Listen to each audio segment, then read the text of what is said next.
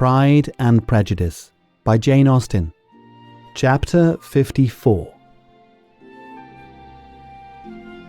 As soon as they were gone, Elizabeth walked out to recover her spirits, or in other words, to dwell without interruption on those subjects that must deaden them more. Mr. Darcy's behaviour astonished and vexed her. Why, if he came only to be silent, grave, and indifferent, said she, did he come at all? She could settle it in no way that gave her pleasure. He could be still amiable, still pleasing to my uncle and aunt when he was in town, and why not to me? If he fears me, why come hither? If he no longer cares for me, why silent? Teasing man, I will think no more about him.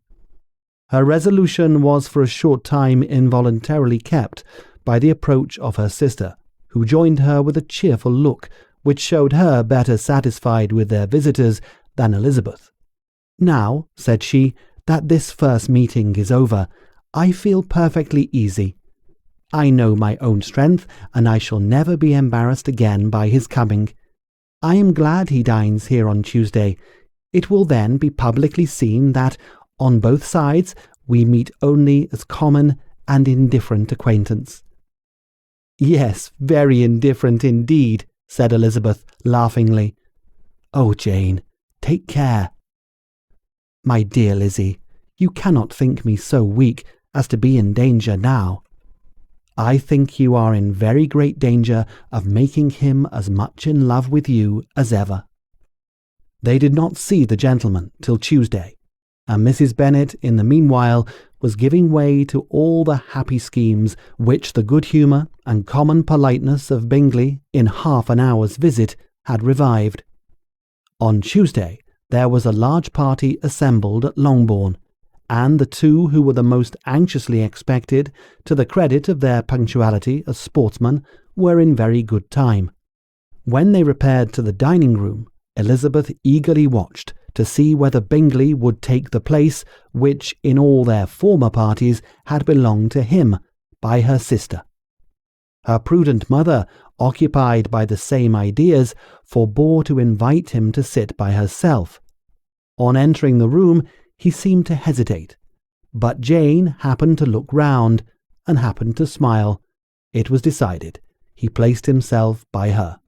Elizabeth, with a triumphant sensation, looked towards his friend. He bore it with noble indifference, and she would have imagined that Bingley had received his sanction to be happy, had she not seen his eyes likewise turned towards Mr. Darcy with an expression of half-laughing alarm. His behaviour to her sister was such, during dinner-time, he showed an admiration of her which, though more guarded than formerly, persuaded Elizabeth that if left wholly to himself, Jane's happiness and his own would be speedily secured. Though she dared not depend upon the consequence, she yet received pleasure from observing his behaviour. It gave her all the animation that her spirits could boast, for she was in no cheerful humour. Mr. Darcy was almost as far from her as the table could divide them. He was on the other side of her mother. She knew how little such a situation would give pleasure to either, or make either appear to advantage. She was not near enough to hear any of their discourse, but she could see how seldom they spoke to each other, and how formal and cold was their manner whenever they did. Her mother's ungraciousness made the sense of what they owed him more painful to Elizabeth's mind, and she would, at times, have given anything to be privileged to tell him that his kindness was neither unknown nor unfelt by the whole of the family. She was in hopes that the evening would afford some opportunity of bringing them together, that the whole of the visit would not pass away without enabling them to enter into something more of conversation than the mere ceremonious salutation attending his entrance. Anxious and uneasy, the period which passed in the drawing-room before the gentleman came was wearisome and dull to a degree that almost made her uncivil. She looked forward to their entrance as the point on which all her chance of pleasure for the evening must depend. "If he does not come to me then," said she, "I shall give him up forever." The gentleman came, and she thought he looked as if he would have answered her hopes. But alas, the ladies crowded round the table, where Miss Bennet was making tea and Elizabeth pouring out the coffee, in so close a confederacy that there was not a single vacancy near her which would admit of a chair. And on the gentleman's approaching, one of the girls moved closer to her than ever, and said, in a whisper, "The men shan't come and part us. I am determined.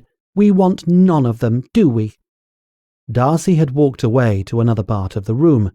She followed him with her eyes, envied everyone to whom he spoke, had scarcely patience enough to help anybody to coffee, and then was enraged against herself for being so silly. A man who has been refused.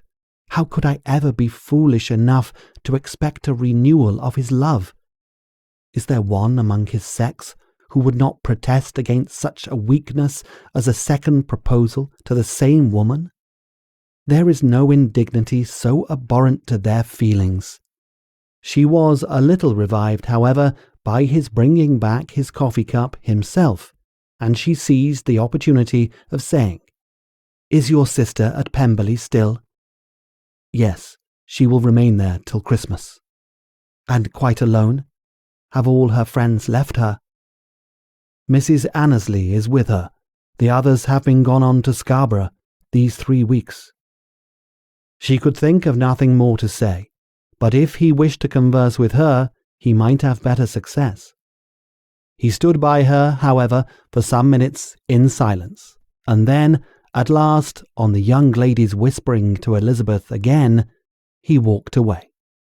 When the tea things were removed and the card tables placed, the ladies all rose, and Elizabeth was then hoping to be soon joined by him, when all her views were overthrown by seeing him fall a victim to her mother's rapacity for whist players, and in a few moments after seated with the rest of the party. She now lost every expectation of pleasure. They were confined for the evening at different tables, and she had nothing to hope that his eyes were so often turned towards her side of the room as to make him play as unsuccessfully as herself.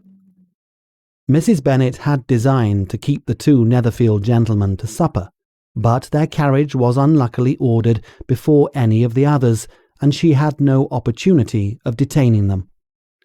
"Well, girls," said she, as soon as they were left to themselves, "what say you to the day? I think everything has passed off uncommonly well, I assure you. The dinner was as well dressed as any I ever saw. The venison was roasted to a turn, and everybody said they never saw so fat a haunch. The soup was 50 times better than what we had at the Lucases last week, and even Mr. Darcy acknowledged that the partridges were remarkably well done, and I suppose he has 2 or 3 French cooks at least. And, my dear Jane, I never saw you looking greater beauty. Mrs. Long said so too, for I asked her whether you did not. And what do you think she said besides? Ah, Mrs. Bennet, we shall have her at Netherfield at last. She did indeed. I do think Mrs. Long is as good a creature as ever lived, and her nieces are very pretty behaved girls, and not at all handsome. I like them prodigiously." Mrs. Bennet, in short, was in very good spirits. She had seen enough of Bingley's behaviour to Jane to be convinced that she would get him at last, and her expectations of advantage to her family when in a good humour were so far beyond reason that she was quite disappointed at not seeing him there again the next day to make his proposals. "It has been a very agreeable day," said Miss Bennet to Elizabeth. "The party seemed so well selected, so suitable to the other. I hope we may often meet again." Elizabeth smiled. "Lizzie, you must not do so. You must not suspect me. It mortifies me. I assure you that I have now learnt to enjoy his conversation as an agreeable and sensible young man, without having a wish beyond it. I am perfectly satisfied from what his manners now are that he never had any design on engaging my affection.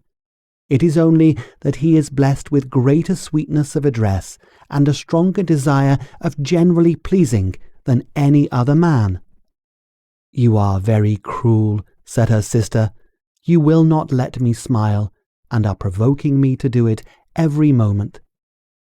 How hard it is in some cases to be believed, and how impossible in others. But why should you wish to persuade me that I feel more than I acknowledge? That is a question which I hardly know how to answer. We all love to instruct, though we can teach only what is not worth knowing. Forgive me, and if you persist in indifference, do not make me your confidant."